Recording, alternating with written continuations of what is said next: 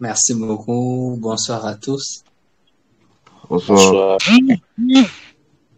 Comment vous allez ce soir? Nous avons bien par la grâce de Dieu. Gloire à Dieu. Je bénis Dieu, je bénis l'Éternel de nous avoir donné la possibilité encore de nous retrouver en ce début du mois de mars. C'est à la fois une habitude, mais une habitude sacrée, parce que ça nous permet de nous connecter à notre Dieu. Je veux me rassurer que vous m'écoutez. Si vous m'écoutez, vous allez juste faire un petit geste que je vais nous demander de faire ce soir. C'est d'écrire dans le chat de là où vous êtes connecté, c'est-à-dire la ville dans laquelle vous êtes connecté ce soir. Si vous êtes à Kinshasa, vous écrivez juste dans le chat, je vous suis à partir de Kinshasa. Si vous êtes à Brazza, si vous êtes à Lubumbashi, si vous êtes à Paris, si vous êtes aux États-Unis, au Canada, faites juste ces gestes-là, de là où vous êtes, de là où vous retrouvez. Comme ça, on sait aussi savoir combien. Ok, je vois un frère de Kinshasa, de Lubumbashi, Kinshasa, depuis Kolwezi, gloire à Dieu. Depuis Lubumbashi, gloire à Dieu. Depuis Lushi,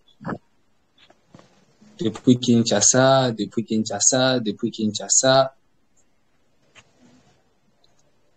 Suède. Alors, je vous attends, vous qui n'avez pas encore écrit. On écrit, on fait ces gestes. C'est à la fois mon introduction, c'est sur bas de ça que nous allons nous plonger dans notre moment de prière ce soir.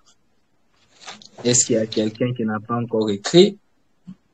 Dans les chats, vous écrivez juste la ville à laquelle vous êtes en train de participer à la prière de ce soir. La ville à laquelle vous êtes en train de participer à la prière ce soir.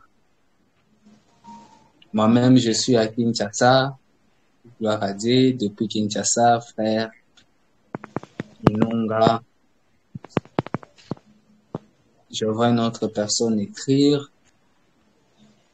Alors, j'attends deux personnes depuis Kolwezi, depuis Kinshasa. J'attends une seule personne pour qu'on démarre. Si tout le monde a écrit, mais j'attends une seule personne écrire pour que nous puissions démarrer ce soir. Une seule personne, c'est qui sera la dernière personne?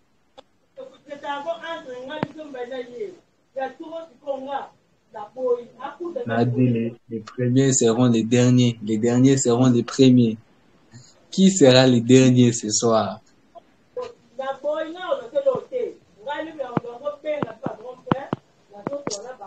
Apparemment, nous tous, on a écrit. Gloire à Dieu. Merci à chacun d'entre vous d'avoir été là, d'avoir pris votre temps, mis votre temps de côté pour que nous puissions ensemble passer ce merveilleux moment dans la prière.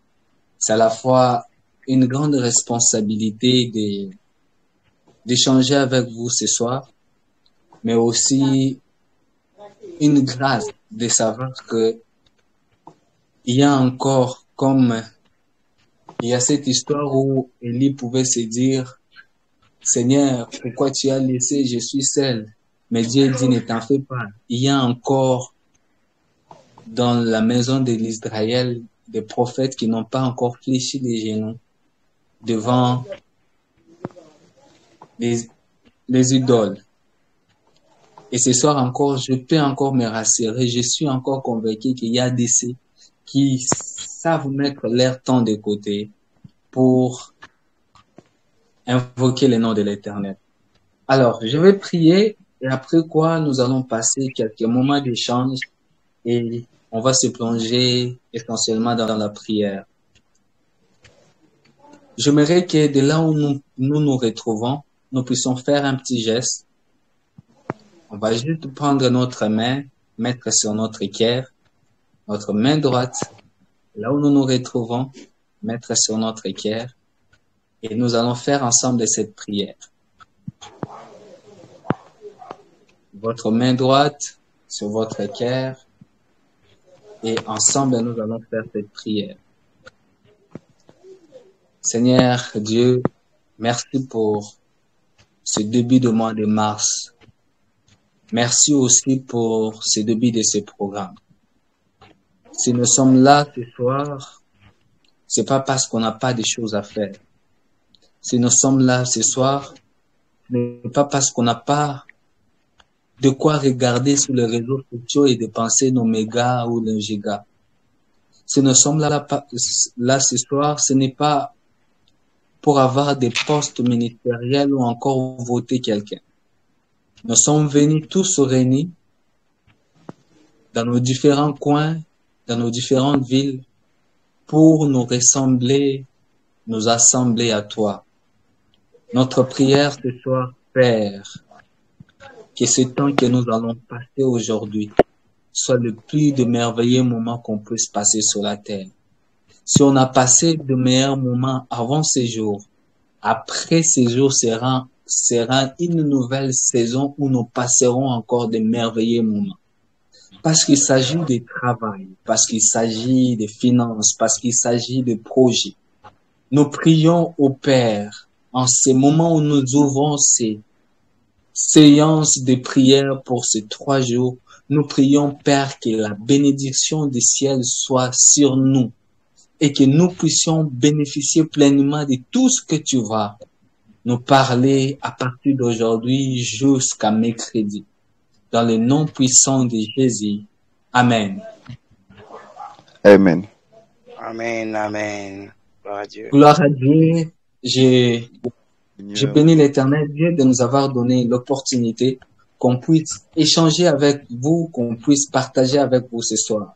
De prime abord, je serai juste en train de faire une petite introduction parce que vous savez que nous serons là pendant 3 jours. Pendant 3 jours, nous serons en train de prier. Pendant 3 jours, nous serons en train d'échanger sur ces merveilleux thèmes. Je bénirai l'œuvre de tes mains. Je bénirai l'œuvre de tes mains. Alors, lors de mon introduction ce soir, il sera juste question qu'on puisse ensemble voir les côtés du travail, les côtés de bénédiction, les côtés de la foi chrétienne en ce qui concerne le travail. Je nous propose quand même de lire des textes. Le premier, c'est Genèse, le chapitre 12, le verset 2. Et le second, nous allons lire, c'est Deutéronome 28, le verset 12. Dans Genèse, le chapitre 12, verset 2, la Bible est en train de dire, c'est Dieu qui parlait à Abraham après avoir demandé à Abraham de quitter son pays. Il lui dit, je ferai de toi une grande nation. Je te bénirai, je rendrai ton nom grand, tu seras une source de bénédiction. J'aimerais qu'on garde bien ce verset en tête. Le deuxième verset, dans Deutéronome 18, le verset 12, la Bible est en train de dire ceci.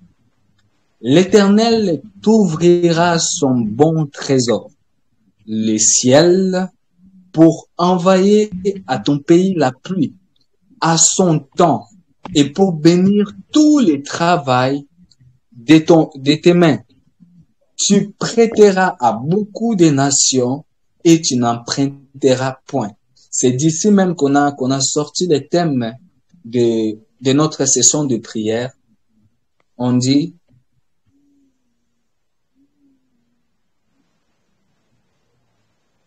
pour bénir tout le travail de tes mains. Ici, nous voyons une histoire. Nous sommes face à 2 réalités.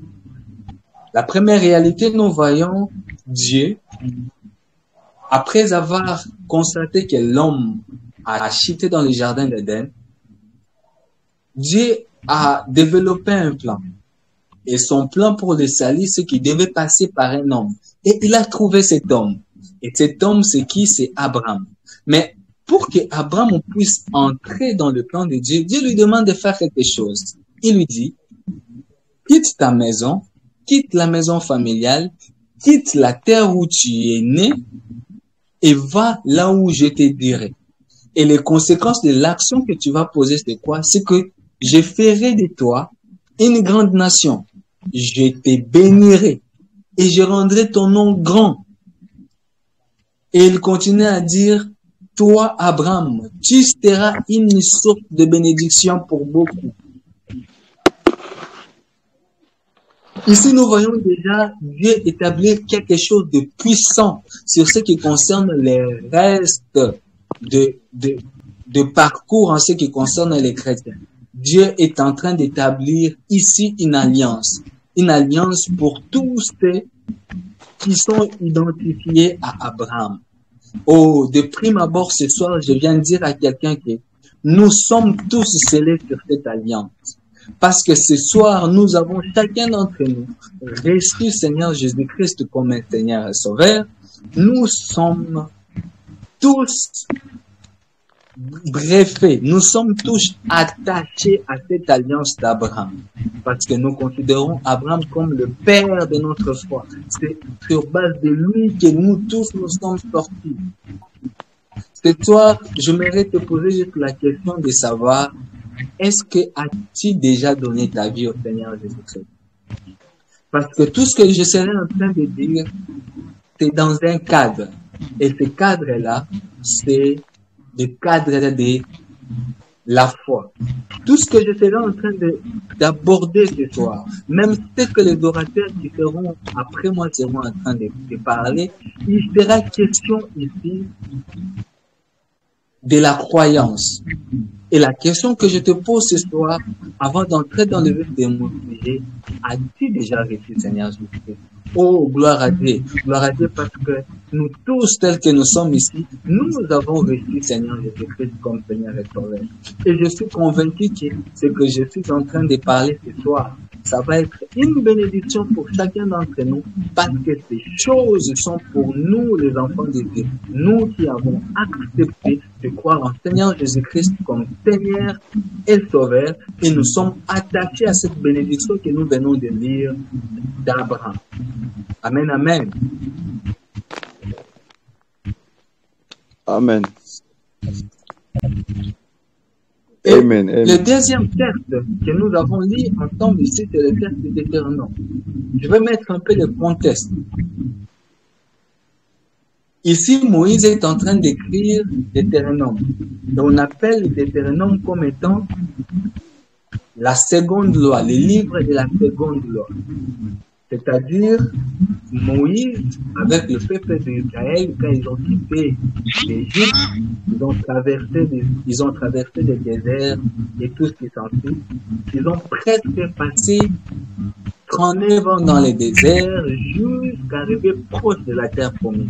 Donc, le livre d'Éternel, c'est un livre qui est juste les commentateurs ou encore les théologiens disent que ce livre de l'Éternel a été écrit un mois avant que le peuple d'Israël entre dans la terre promise.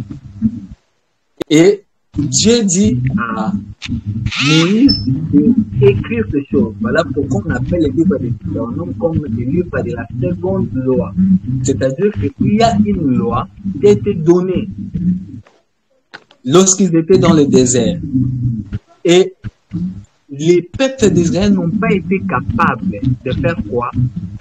De respecter cette loi-là. Ce qui a fait que beaucoup de ceux qui ont quitté l'Égypte n'ont pas pu entrer dans la terre promise. Entre autres, même celui qui a reçu la mission, Moïse, il n'a pas pu aussi entrer dans la terre promise. Alors, Dieu dit à Moïse d'écrire une seconde loi. Et cette seconde loi, c'est comme un rappel. Cette seconde loi, c'est comme une sorte de commémoration. Et quand il était en train d'écrire ce livre de Deutéronome, il écrivait dans le but de renseigner, de rappeler ce peuple qui ne connaissait pas ce qu'ils ont traversé dans le désert ou encore en Égypte, parce que la plupart des personnes qui vont entrer dans la terre promise n'ont pas vraiment vécu, n'ont pas quitté directement l'Égypte. Ce sont les enfants de ceux qui ont quitté l'Égypte. Et alors, qu'est-ce qui se passe? Dieu dit au peuple d'Israël, Dieu recommence, commence à donner les promesses, commence à donner ce que le peuple d'Israël doit faire lorsqu'ils seront dans la terre promise. Lorsqu'ils seront dans la terre promise, lorsque nous lisons dans le chapitre 27, vous allez voir, il y a une suite des malédictions, en quelque sorte. C'est-à-dire, Dieu est en train de dire, si vous ne respectez pas ça, si vous ne respectez pas ça, si vous ne respectez pas telle ou telle autre chose, voici les conséquences qui tomberont sur vous. Et dans le verset, dans le chapitre plutôt 28, où nous avons tiré notre texte, c'est une suite de bénédictions. Mais ici, Dieu est en train de dire, voici maintenant, si tu respectes mes commandements, si tu respectes tout ce que je t'ai dit dans les autres chapitres, voici maintenant ce que je ferai de toi. Entre autres, il est en train de dire ici que je te bénirai, je bénirai l'œuvre de tes mains. Alors ce soir, je vais juste nous échanger sur 3 choses. Et mon sous-thème de ce soir, au-delà de ce grand thème, je bénirai l'œuvre de tes mains. Mon sous-thème sur lequel je serai en train de me partager ce soir, c'est la foi et le travail. La foi et le travail. La foi et le travail. Je serai en train de nous parler un peu des bénéfices du travail. Je serai en train de nous rappeler certaines choses, comme a fait Moïse lorsqu'il s'agissait du peuple d'Israël. Je serai en train aussi de nous dire, de nous faire comprendre. Pour certains, ça va être un rappel, pour d'autres, ça va être une sorte de motivation qui va les pousser encore à aller de l'avant en ce qui concerne leur travail. Ici, je suis juste en train de poser les bases, parce qu'on parle ici de l'œuvre de nos mains. Alors, nous ne voyons pas non plus que demain, quand les autres intervenants seront là, qu'on puisse ne pas être sur le même pied d'égalité. Et j'aimerais que ce soir, nous puissions bien comprendre le concept qu'il y a entre la foi, nous les chrétiens, et le travail que Dieu est en train de faire ici qui va nous donner. Est-ce que vous êtes là? Amen. Est-ce que vous êtes là? J'aime bien échanger avec mon auditoire. Ça me permet de savoir que vous êtes. Amen. Gloire à Dieu, gloire à Dieu.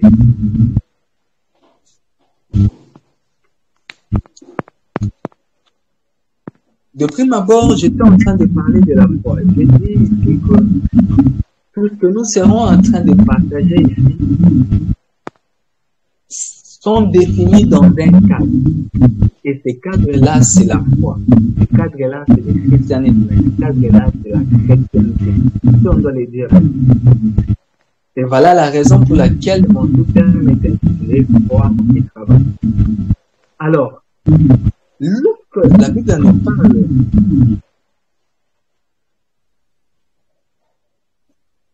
de je bénirai l'œuvre de tes mains, il faut considérer l'œuvre de tes mains ici comme étant tout ensemble d'activités qu'un être humain, tout effort qu'une personne peut déployer dans sa vie de manière quotidienne, ou encore tout domaine financier ou professionnel que nous avons dans notre vie, c'est de ça qu'il s'agit. Lorsque la Bible ici parle de « je bénirai l'œuvre de tes mains », il fait allusion à tout ce que nous faisons comme effort physique, tout ce que nous faisons comme projet, tout ce que nous entreprenons comme projet, tout ce que nous faisons comme profession, tout ce que nous avons comme talent. Alors, à chaque fois que je serai en train de parler, je bénirai des lèvres de tes mains, je bénirai lèvres de tes mains, considérez ces cadres-là, considérez qu'il s'agit de tous nos efforts que nous déployons pour faire une activité. Il s'agit de tout ce qu'il y a comme travail, tout ce qu'il y a comme effort physique. Déjà, de prime abord, vous allez comprendre que quand Dieu parle de « je bénirai l'œuvre de tes mains », où il est en train de dire qu'il va bénir l'œuvre de tes mains, il fait en quelque sorte dans le futur. C'est-à-dire que c'est pas qu'il y a l'œuvre de tes mains qu'il y a une bénédiction. C'est parce qu'il y a un effort, il y a une sorte de capacité, il y a une force déployée physiquement, qu'il y a une conséquence qui est la bénédiction.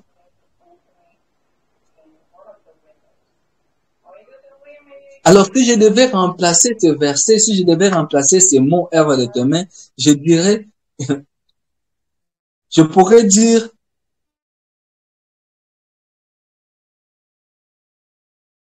ce verset, je pourrais encore le dire dans le sens où je dirais, je bénirai l'ensemble de tes activités ou encore les efforts déployés dans chacune de tes tâches de manière quotidienne dans ton travail et dans tes finances. Donc, à chaque fois que je parlerai de l'œuvre de tes mains, considérez finances, considérez travail, considérez activité, considérez projet. Du coup, nous tous, nous pouvons nous retrouver quelque part. Ici, il y a certains d'entre nous, ils sont des entrepreneurs, ils sont pas engagés quelque part. Il y a certains d'entre nous, ils ont des projets. Il y a certains d'entre nous, ils travaillent quelque part. Il est engagé. Il y a certains d'entre nous qui n'ont même pas d'activité. Et j'ouvre une parenthèse en train de dire maintenant à quelqu'un ce soir que tous les efforts que tu as fournis jusqu'à ce jour, parce que la Bible dit qu'il va bénir les efforts de nos mains, il va bénir l'œuvre de nos mains. Je déclare sur la vie de quelqu'un ce soir que Dieu est en train de récompenser les efforts que nous avons déployés jusqu'à maintenant. Il est temps maintenant que chacun d'entre nous, à chaque niveau où nous nous retrouvons, que ce soit l'entrepreneuriat, que ce soit dans le business, que ce soit nous soyons nos propres employeurs, que nous soyons dans des entreprises, peu importe dans le domaine où nous nous retrouvons, chaque effort que nous fournissons à partir de maintenant, parce que vous vous retrouvez dans ces salons, sera rémunéré par Dieu. Est-ce que quelqu'un croit à cette parole? Si quelqu'un croit à cette parole, j'aimerais que de là où nous sommes, nous puissions mettre dans les commentaires, disons Amen, et disons que cette parole, nous les recevons.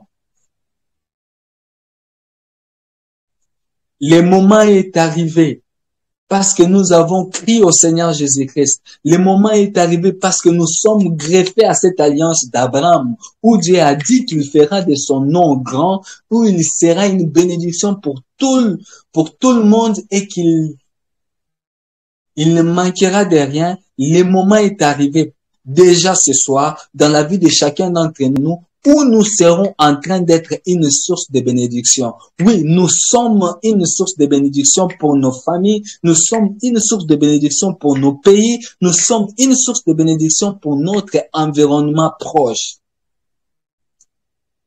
Plus question d'un enfant de Dieu de se retrouver dans des circonstances où il a fait une année, il finit les études sans travail, où il fait 2 ans sans travail. Il a écrit beaucoup de CV, mais on ne le répond jamais. Ce soir, je suis en train de mettre fin à ces fléaux dans le nom puissant de Jésus-Christ. S'il y a quelqu'un ce soir qui a déposé des CV, qui n'a jamais reçu de réponse. Tu as vu des offres, tu as postulé. Tu as vu des offres, tu as postulé. Tu as vu des offres, tu as postulé. Mais à chaque fois que tu postules, on choisit toujours une autre personne. Tu peux être même proche. Certains même sont arrivés à donner de l'argent pour qu'on puisse les engager. Mais à la fin de compte, ils ne reçoivent plus une rémunération concernant même leur argent qu'ils ont donné. Je suis en train de dire ce soir que cela est fini dans le nom puissant de Jésus-Christ. Il est temps maintenant que chacun d'entre nous puisse vivre la bénédiction de notre Père. Il est temps maintenant que chacun d'entre nous puisse bénéficier de la bénédiction de notre Père. Mais pour ceux aussi qui travaillent, vous êtes stagnés, vous avez fait une année, 2 ans, 3 ans, votre salaire ne monte pas. C'est fini. La Bible dit qu'il va récompenser les efforts de nos mains. Il va récompenser les efforts de nos activités.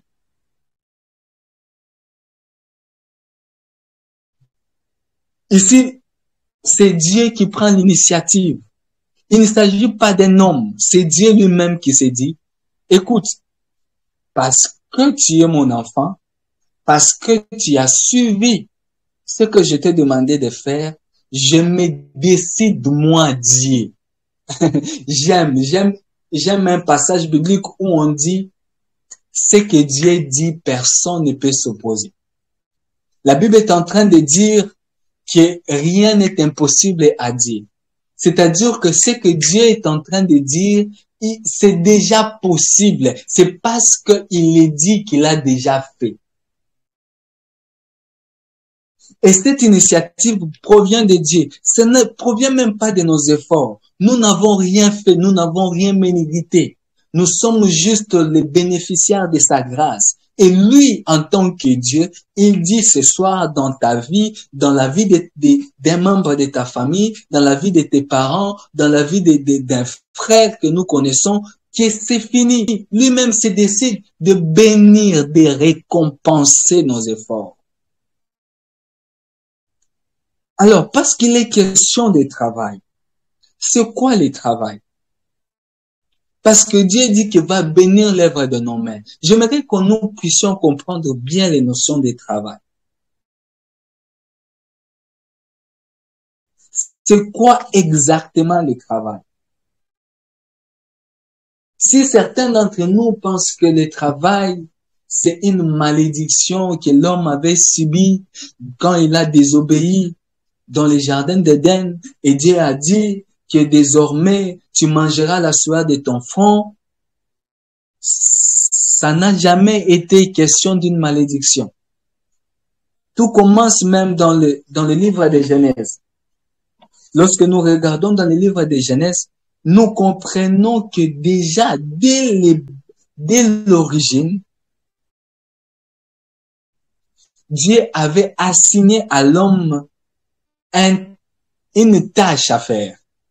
Dieu avait, lors de sa création, intégré les notions d'activité dans l'homme. C'est-à-dire que quand Dieu a créé l'homme, il n'a pas créé pour que l'homme soit oisif, pour que l'homme puisse être à un seul endroit, pour qu'un homme puisse se retrouver à un endroit où il ne fait pratiquement rien.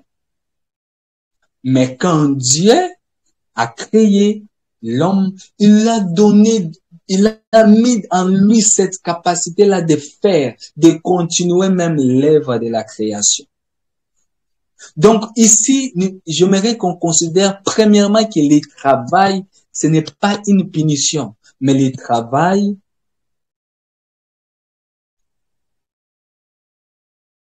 est une activité divine que Dieu nous a assignée lors de notre création. D'où ce n'est pas la volonté de Dieu que vous vous retrouvez sans travail. Ce n'est pas la volonté de Dieu que chacun se retrouve en chômage. Parce que dans le plan divin, il n'a jamais été question d'un homme puisse rester oisif, puisse rester à un seul endroit, puisse rester quelque part. Vous allez voir même dans l'histoire de la Bible, lorsque nous regardons tous ceux que Dieu a appelés, ils étaient des travailleurs. Dieu n'a jamais appelé quelqu'un et lui a dit de rester sans rien faire. Amen, amen. Amen, amen. Gloire à Dieu. Donc, ne considérons pas désormais, à chaque fois que vous voyez le travail, ne pensez pas que le travail, c'est une malédiction. Ne pensez pas que le travail, c'est une charge, c'est un corvée, c'est une punition que vous subissez. Ah, je sais que parfois, quand on était enfant, pour nous punir, on nous disait, ah, elle va faire telle chose. Parfois, on était enfant tellement qu'on n'aimait pas travailler parce qu'on aimait la liberté. Mais le travail dont il est question, ce n'est pas cette punition que nos parents nous donnaient. Ici, il est question d'une activité. L'être humain est censé être en activité. Notre corps, notre physique, nous sommes censés être en activité. Et deuxièmement, le travail est une vocation sacrée. Lorsque nous lisons dans Colossiens 3, le verset 23, la Bible est en train de dire « Tout ce que vous faites, faites-le de bon cœur comme pour le Seigneur et non pour les hommes. » C'est-à-dire, chaque activité que nous faisons, chaque travail que nous faisons, faisons-les. C'est comme une sorte d'opportunité de continuer dans l'œuvre de la création en ce qui concerne Dieu. Deuxièmement, premièrement, j'ai dit que le travail n'est pas un corvée, ce n'est pas une punition. Mais c'est une tâche que nous avons reçue lors de notre création. Deuxièmement, le travail, c'est une vocation sacrée. C'est-à-dire, à chaque fois que nous travaillons, nous participons à l'œuvre de la création. Ici, le travail, lorsque Paul est en train de dire aux Colossiens ici, il fait allusion que le travail, ce n'est pas d'abord sujet de l'argent, ce n'est pas d'abord sujet de ce que nous recevons, mais c'est plutôt sujet de qui est-ce que nous considérons que cela est assigné. Et le travail, selon Paul, nous recommande ici de le faire comme si nous le faisons pour Dieu.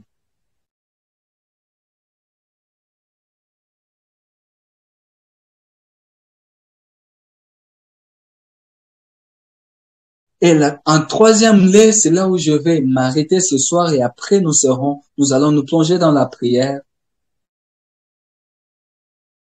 Lorsque nous lisons dans 2 Thessaloniciens 3:10, Paul est en train de dire aux Thessaloniques que si quelqu'un ne veut pas travailler, qu'il ne mange pas non plus. Si quelqu'un ne veut pas travailler, qu'il ne mange pas non plus. Selon le plan de Dieu, numéro 3, le travail est la seule et l'unique source de bénédiction et les moyens d'autonomie. Dieu a prévu nous bénir, mais les moyens par lesquels Dieu a prévu de nous bénir, c'est en étant dans une activité. Ici, Dieu est en train de dire, je bénirai l'œuvre de tes mains. C'est parce que tu vas faire quelque chose que je vais ajouter une sorte, c'est comme si je viendrais ajouter une sorte de faveur sur ce que tu fais. Et la question que je me pose ce soir, c'est qu'est-ce que vous faites comme activité? Est-ce que vous êtes de ceux qui disent, je reste, Dieu va m'ouvrir des opportunités, non, je ne ferai rien? Ou encore vous êtes de ceux qui se disent, je me lève, je cherche à faire quelque chose.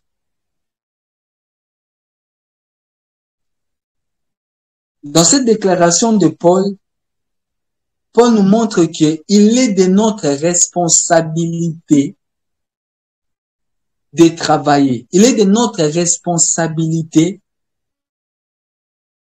d'avancer en ce qui concerne nos activités. Oh, que celui qui ne travaille pas ne mange pas non plus. Que celui qui n'a pas d'activité ne cherche pas à être autonome. Parce que l'autonomie est proportionnelle d'une activité. vous ne pouvez pas être autonome sans activité. Alors ce soir, j'aimerais juste nous mettre au défi. Ce soir, j'aimerais juste nous pousser à quitter un peu ce côté oisif. Parce que je sais que dans la plupart des cas, dans le milieu chrétien, de plus en plus, certains d'entre nous, de ceux qui croyons au Seigneur Jésus-Christ comme Sauveur, nous ne voulions pas nous plonger dans les activités. Nous voulions que tout se fasse par la grâce. Nous voulions que tout se fasse par le miracle. Oui, ces choses, c'est bien. Ça fait partie des bénéfices de notre foi. Mais en ce qui concerne la bénédiction, il est question du travail. S'il vous plaît, arrêtez de rester dans vos coins. Arrêtez de penser toujours que vous aurez un travail. Vous serez béni sans travail. Vous serez béni sans... Ce qui pousse aujourd'hui les gens à se lancer dans des jeux au hasard, à jouer à la loterie, parce que on aime tellement la facilité. Parce que nous considérons dès le départ que le travail, c'est un corvée. Alors que c'est pas ça. Alors que je finis ma partie de ce soir, j'aimerais que chacun d'entre nous se questionne un peu, se pose la question de actuellement, qu'est-ce qu'il est en train de faire? Est-ce qu'il est une personne en activité? Ou il est quelqu'un qui pense toujours que Dieu va intervenir par la grâce. Qu'est-ce que vous faites comme activité? Parce qu'ici on dit, je bénirai l'œuvre de tes mains. C'est-à-dire, la première partie de ces passages, on dit, je bénirai l'œuvre de tes mains. S'il n'y a pas l'œuvre de tes mains, il n'y a pas de bénédiction. Donnons l'opportunité, si je dois le dire ainsi, de bénéficier de la bénédiction de Dieu. Donnons l'opportunité à Dieu de nous bénir. C'est-à-dire, trouvons les choses à faire. Le travail, ce n'est pas toujours d'être dans une banque. Ce n'est pas toujours de se réveiller le matin, de porter une veste et d'aller quelque part dans un bureau climatisé. Non.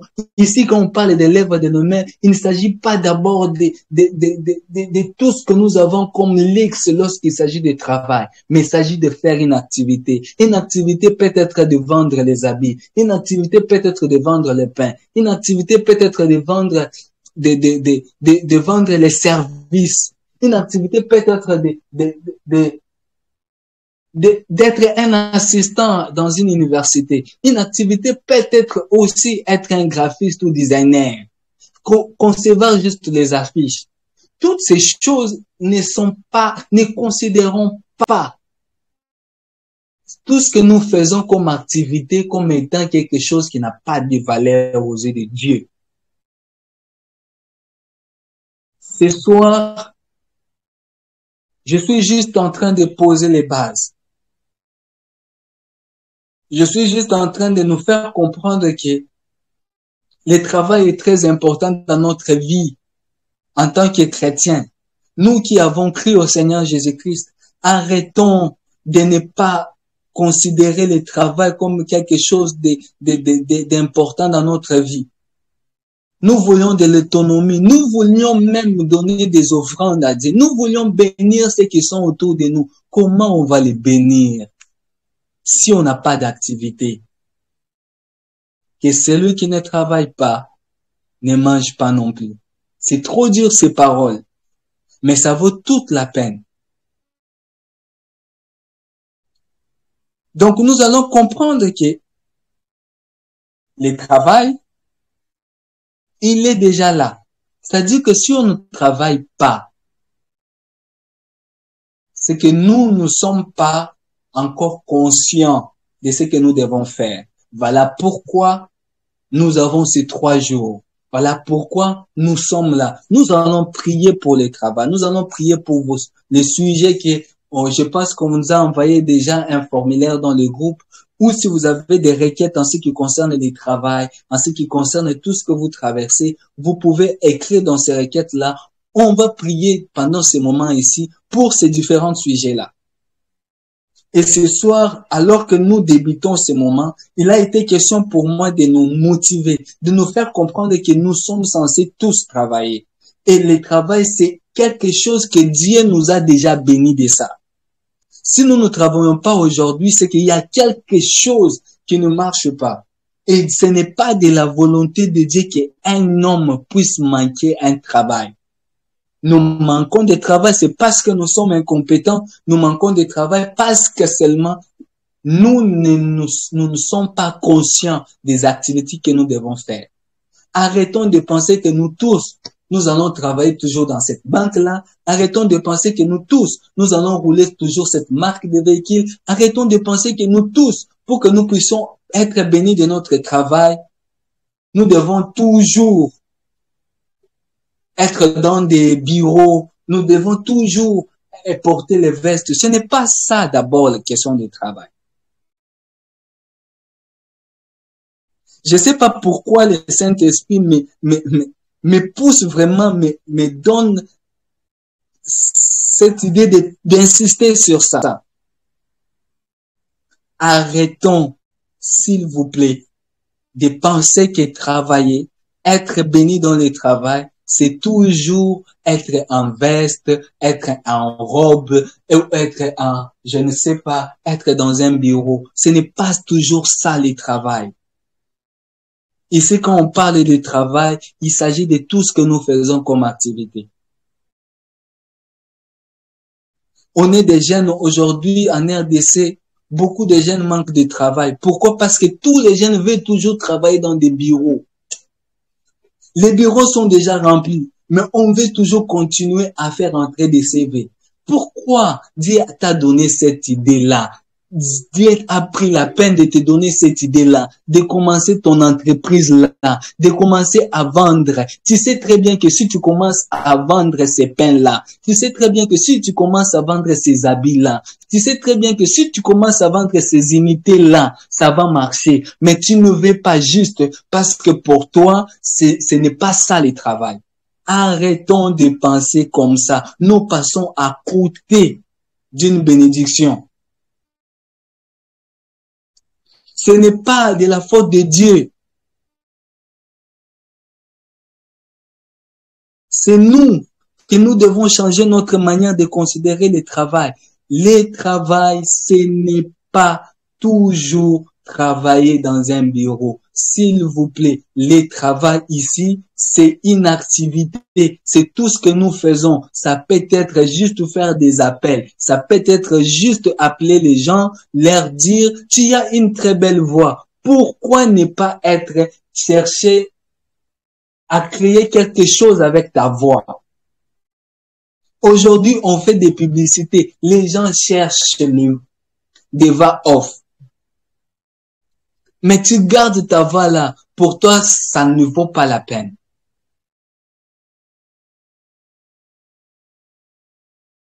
Dieu a mis en toi cette idée-là de commencer à vendre, de commencer à aller même repasser les habits chez les gens. Tu sais que c'est un très bon business. Mais non. Comme ce n'est pas dans un bureau, ça là, ça ne provient pas de Dieu. Ce n'est pas la volonté de Dieu. Oh, mes frères et sœurs, alors que nous serons en train de finir ce soir, s'il vous plaît, donnons l'opportunité à Dieu de nous bénir. La bénédiction, elle est là. Dieu ne change pas ce qu'il a dit. La bénédiction de Dieu est là pour tout celui qui travaille, pour tout celui qui a une activité. Alors, entrons dans les différentes activités. Parce qu'il s'agit de salons de prière, je serais pas en train d'atteindre mon objectif si on ne priait pas ce soir.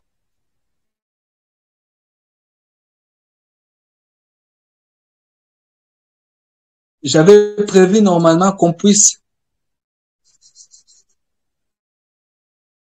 on va prier sur 3 requêtes. La première des choses, je vais me demander de là où nous sommes,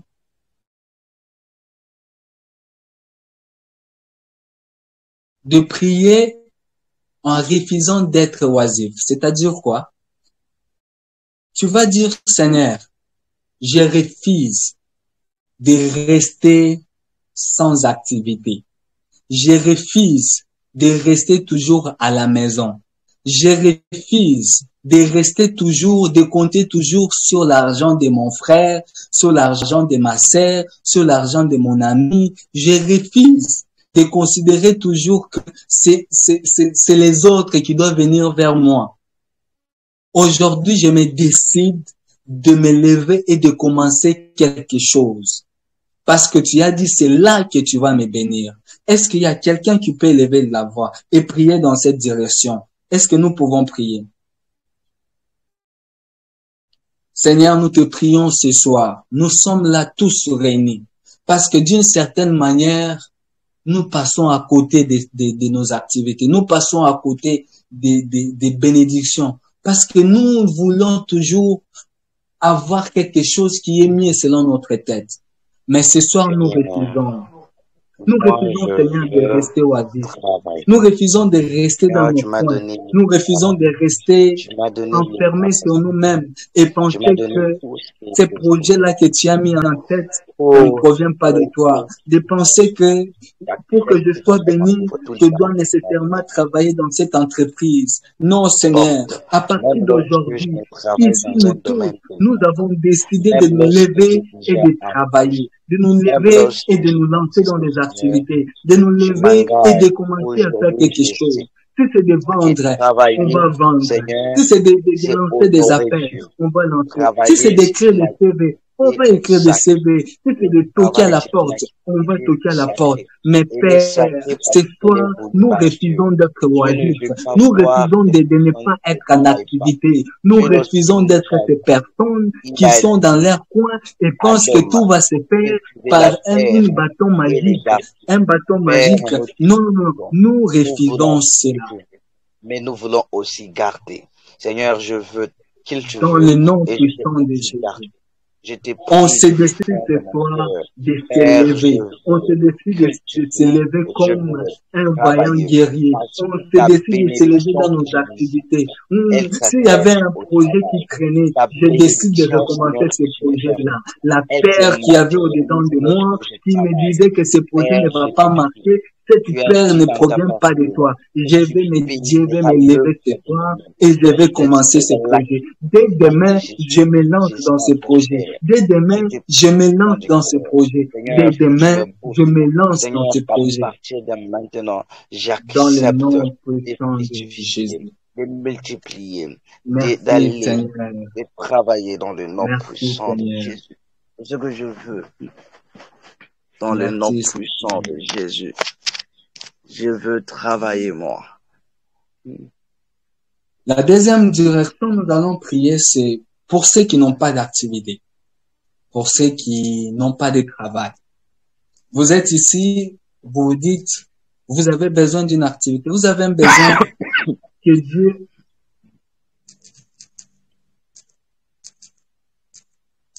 puisse ouvrir de nouvelles portes. Vous avez une activité, mais vous restez stagné. Vous ne savez pas avancer dans ce que vous faites. Ça fait plus de 10 ans, ça fait plus d'une année, ça fait plus de 3 mois qu'on ne vous paye pas, que vous ne recevez pas votre rémunération. Vous faites une activité, mais vous ne gagnez pas ce qu'il faut. Vous avez besoin d'une amélioration. Vous avez besoin d'une activité. J'aimerais que vous puissiez prier, qu'on puisse prier ensemble. On va dire, Seigneur, tu as dit que je ne puisse pas être oisif. Tu me demandes d'être en activité. Alors, Père, je te demande, ouvre devant moi les portes qui pourront me rendre que je puisse être en activité. Ouvre pour moi les opportunités. Donne-moi les opportunités. Donne-moi les stratégies qu'il faut pour que je crée mon nouveau business. Ouvre, facilite-moi les tâches pour que je puisse améliorer, mon salaire puisse être amélioré, ma manière de travailler là où je suis puisse être améliorée. Est-ce qu'on peut lever nos voix et prier?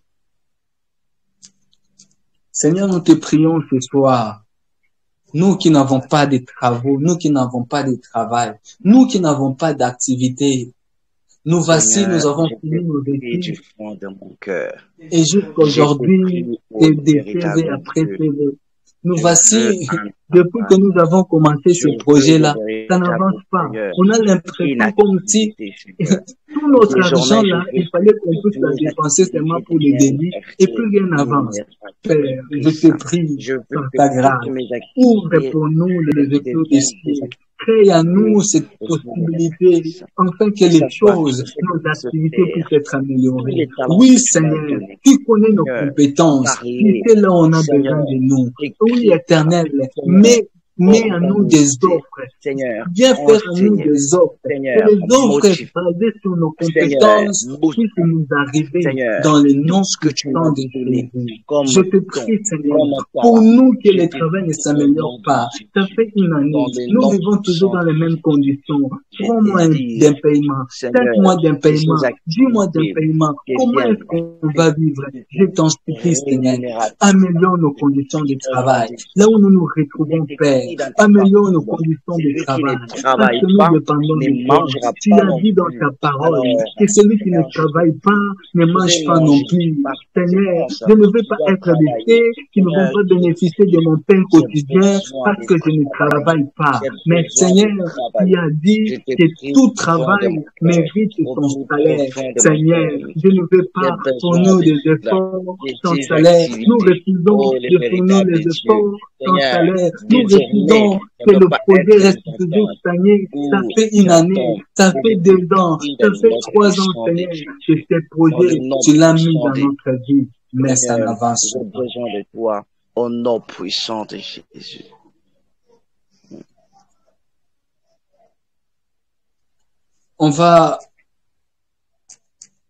Je vais prier et je vais remettre la parole aux intervenants, aux modérateurs. Seigneur Père, merci pour ce soir. C'est vrai que on n'a pas tous la même philosophie sur le travail. On n'a pas tous les mêmes opportunités. Nous ne vivons pas tous sur le même environnement. Mais nous savons juste une chose dont nous sommes sûrs et confiants. Tu es partout. Et ça nous rassure. Le fait que nous savons que nous avons crié à un Dieu qui contrôle toutes les choses, ça nous rassure. Père, en ce début de mois de mars, où nous sommes en train de prier pour le travail, restaure les travaux brisés, restaure les emplois qui se sont abîmés, restaure dans le nom puissant de Jésus. Pour ceux qui n'en ont pas, pour tous ceux qui cherchent encore du travail, Père, tu connais leurs compétences. Nous ne voulions pas avoir des CV. Tu sais très bien que je n'ai pas une expérience de 3 ans. Pourquoi je vais avoir une offre où on demande une expérience de 5 ans? Tu connais nos limites. Tu connais même nos faiblesses. Seigneur, de la même façon que Joseph, tu lui as placé dans un environnement où on avait besoin de lui. De la même façon, je suis en train de prier ce soir pour chacun d'entre nous ici présents, que les offres viendront à nous selon nos propres capacités. Il ne s'agira pas des offres qui nous surpassent. On ne demandera pas des expériences que nous n'avons pas. On ne dira pas de maîtriser une langue que nous ne connaissons pas. Mais Père, à chaque fois qu'il y a un besoin que nous puissions nous améliorer, tu nous mettras toujours dans des circonstances qu'il faut pour que nous ne puissions pas rater des offres qui nous permettra d'être en activité. Père, je te prie, éveille notre esprit. Pour nous, pour ceux encore qui ont des projets, donne-nous les shifts. Crée les shifts afin que ce projet qui tarde à se réaliser puisse se manifester. Nous voulions être en activité afin de bénéficier de ta grâce. Nous voulions contribuer à l'œuvre de la création que tu nous as assignée depuis le jardin d'Éden. Alors Père, manifeste-toi dans la vie de chacun d'entre nous, dans le nom puissant de Jésus. Amen.